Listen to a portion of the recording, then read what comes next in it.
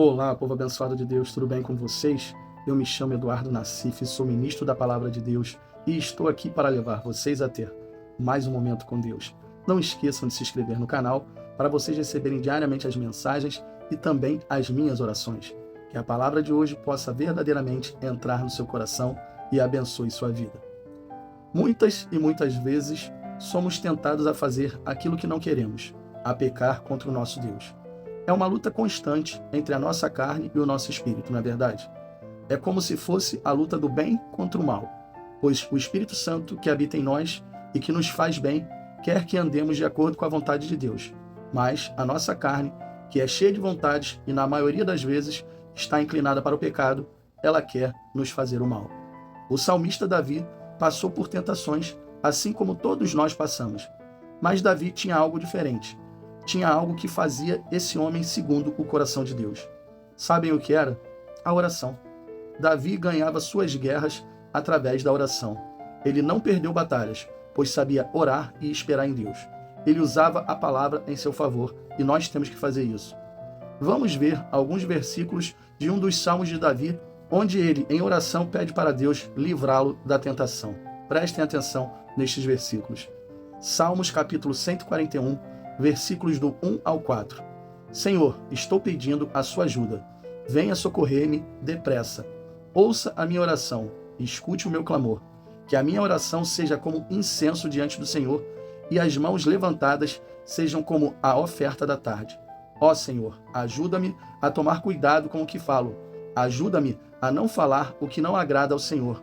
Não permita que o meu coração seja atraído para o mal, nem que eu tenha desejo de praticar atos perversos e andar com homens violentos e maus. Não me deixe tomar parte em seus banquetes. Davi tinha tudo para ser um rei soberbo. Tinha. Ele era um rei que poderia até se gabar. Um rei que poderia se achar. Porque ele era um rei vitorioso. Mas Davi se colocava na sua insignificância e orava. Ele sabia que a carne dele tinha muitas vontades e ele usava todas as armas que tinha para vencer essas guerras. Sabemos que Davi um dia caiu e cometeu um adultério e um homicídio. Mas esse homem nos ensinou algo que todos deveriam usar: o pedido de socorro para Deus. Porque quando pedimos socorro ao Senhor é porque nós não estamos conseguindo mais, com as nossas forças, vencer o mal. Ele estava prevalecendo. Davi, logo no começo do Salmos, diz: Senhor, estou pedindo a sua ajuda. Socorre-me. Foi literalmente um pedido de socorro contra o pecado, contra a sua carne. Quantos de nós passamos por tentações? Creio que todos nós. Mas pergunto, quantos de nós pedem ajuda ou socorro para o Senhor nesses momentos de tentações? Tem pessoas que são tentadas, já estão quase caindo ou até já caíram e não pedem ajuda ao seu Criador, não pedem ajuda a Deus. Tudo em nossa vida precisamos aprender que somos dependentes de Deus, nós dependemos dele. Não adianta querer lutar com as nossas forças porque não vamos conseguir. Vejam o que Davi disse: não permita que meu coração seja atraído para o mal. O nosso coração vai querer se inclinar para o mal, pode ter certeza disso. O pecado é bonito e doce, nós vimos isso ontem. Ele se apresenta de uma forma que vai fazer o nosso coração querer se aproximar dele. Sabe por quê? Porque o diabo sabe que o nosso coração é enganoso. Ele pode nos enganar até através de uma paixão. Se você quer ser uma pessoa forte, longe do pecado e das tentações, você precisa se colocar diante de Deus e pedir socorro. Não dá para brincar com um inimigo que é sujo e que faz de tudo para nos tirar da presença de Deus. Não dá para querer lutar com as nossas forças, pois vamos perder essa batalha. Não vamos conseguir. Davi foi um dos maiores reis de Israel. Creio que podemos até dizer o maior. Mas Davi, mesmo sendo um homem forte contra os seus inimigos, se mostrava fraco e dependente de Deus quando se falava algo relacionado ao pecado. Ele sabia que sem a ajuda de Deus ele iria cair. E nós temos que aprender isso. Foi exatamente quando Davi deixou de olhar para Deus e olhou para o pecado que ele caiu. Foi exatamente nessa hora. Davi viu do alto do seu palácio uma mulher linda e nua tomando banho. O diabo não iria colocar diante de Davi uma senhora de idade, feia e que não fosse bonita para não chamar sua atenção. Ele colocou uma mulher linda e nua justamente na hora em que Davi estava no alto do seu palácio. Davi ali deixou o seu olhar e o seu coração falar mais alto e não parou para pedir a ajuda de Deus. Foi nesse momento que ele caiu. E foi nesse exato momento em que Davi perdeu a noção das coisas. No momento em que ele olhou para o pecado e não olhou para Deus. Temos que vigiar o tempo todo. Homens casados, não dá para ficar de papinho com mulheres bonitas. E mulheres, a mesma coisa, não dá para ficar de papinho com homens. Ah, pastor, mas são coisas do trabalho. Ok, mas esteja sempre com alguém junto e nunca pare de olhar para Deus. Outra coisa que o inimigo usa também é colocar pessoas na igreja com a intenção de desviar os fiéis. Ou vocês acham que todos os homens e mulheres que estão ali são de Deus? Vigie, varão. Vigie, varô. O diabo não brinca em serviço. Ele infiltra pessoas em todas as igrejas para poder arrumar contendas, disse-me-disse, que são as fofocas, e faz de tudo isso para poder dividir a igreja. Nem todos que estão em Israel são israelitas.